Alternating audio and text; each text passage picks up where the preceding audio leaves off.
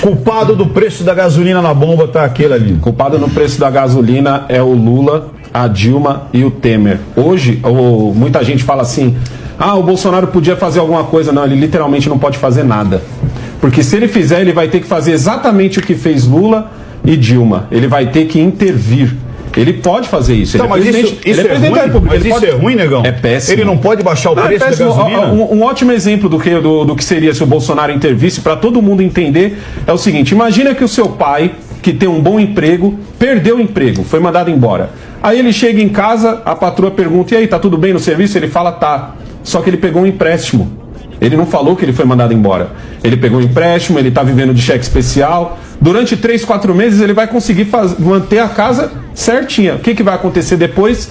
Ele vai se estourar numa dívida. A gente está pagando exatamente essa dívida do papai Lula, que foi mandado embora e esqueceu de avisar a família brasileira. Muito mais. E como é que esqueceu? Exatamente. Como é que esqueceu? É essa vida que a gente está vendo hoje. Que foram roubados 900 bilhões de reais. Para quem não entendeu, vou repetir, 900 bilhões. Dava para fazer bilhões. Dava para fazer 10 vezes a transposição do Rio Amazonas. Quase um trilhão. É quase um trilhão. Um valor exorbitante. E também é importante a gente passar para os nossos telespectadores que a gasolina está cara no mundo todo. Há uma política internacional. Tentam colocar isso nas costas do presidente. Como tentam fazer com tudo, os alimentos também estão caros. Praticamente tudo hoje no Brasil dobrou de preço. A indústria automobilística dobrou de preço. Parece que as pessoas esqueceram que teve uma pandemia. Teve uma pandemia, é a questão da oferta e da demanda. Vamos lembrar, na época da pandemia, a maioria das empresas acabou diminuindo o seu ritmo de trabalho.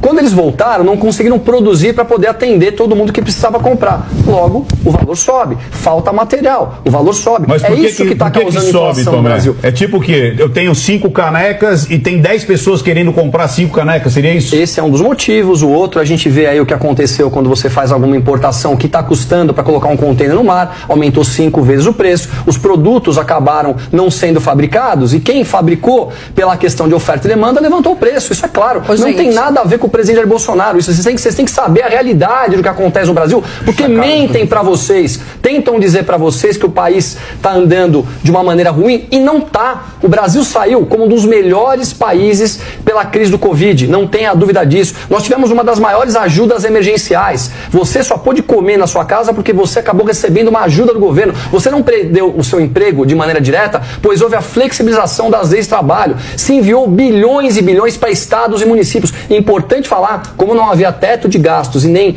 a necessidade de licitações, grande parte do nosso dinheiro foi roubado. E aí vão ainda e fazem uma CPI para avaliar uma prevaricação de um crime que não aconteceu e ninguém fala do que roubaram no Brasil. É por isso que as coisas estão caras aqui no Brasil. E é por isso que a mudança do Brasil está na mão dos brasileiros. Está na nossa mão, próximas eleições.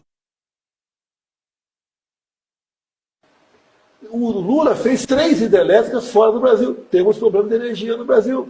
Né? Ou seja, ele investiu, inclusive, em saneamento básico fora do Brasil. O endividamento da Petrobras, com isso, entre outras coisas, está na casa dos 400 bilhões de reais. Quem vai pagar essa conta? Quem está nos assistindo aqui. Quem vai pagar? Não. Quem está pagando essa conta?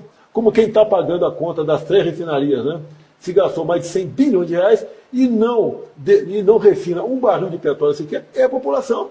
Se nós tivéssemos das 3 feito pelo menos 2 refinarias no Brasil, o Brasil seria autossuficiente em diesel e gasolina. E estamos exportando isso aí e não importando.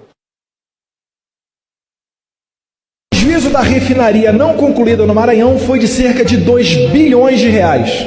Tempo do PT. Estudos mostram que a refinaria Abreu e Lima, construída nos governos do PT, virou a mais cara do mundo. Uma das mais caras do mundo foi uma refinaria construída na Coreia do Sul, que custou 4 bilhões e meio e processa por dia 800 milhões de barris de petróleo. 4,5 a mais cara do mundo, ou uma das mais caras do mundo. Sabe quanto é que custou Abreu e Lima? 18 bilhões e meio. Daria para construir 4 refinarias das mais caras do mundo e ainda ia sobrar um dinheiro. Agora, qual é a situação do Brasil atualmente quando se fala em combustíveis? Como o PT prometeu 3 refinarias, não conseguiu concluir nenhuma, pelo contrário, os caras deram prejuízo até no fundo Petros, do pessoal que trabalha nessa área. O Brasil tem a necessidade de, mesmo sendo autossuficiente, a gente extrai petróleo do Brasil, manda para o exterior, refina, transforma em combustível e depois a gente importa de volta esse petróleo. Aí qual é o raciocínio do importador? Bem, no Brasil, o preço do combustível, se estiver muito lá embaixo, o que ele vai fazer?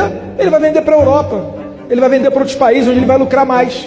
Então é necessário que esses preços estejam um pouco elevados. Agora, não pode estar elevado a ponto de estrangular e paralisar o Brasil. E qual é a reclamação do presidente? É que a Petrobras está batendo recorde nos lucros. O lucro da Petrobras é o dobro do lucro das petrolíferas internacionais. Eu não vou dar uma de comunista aqui, abominar o lucro não. O lucro ele é saudável. Agora, a pergunta que eu faço é: quem é o maior acionista da Petrobras? Sou eu, é você, é os pais de vocês, são os professores de vocês que abastecem o carro. Nós, brasileiros, o governo, somos os maiores acionistas da Petrobras. A Petrobras está batendo recorde de lucro. Pergunto para vocês: vocês estão sentindo benefício no preço da gasolina? O caminhoneiro está sentindo benefício no preço do diesel? Não.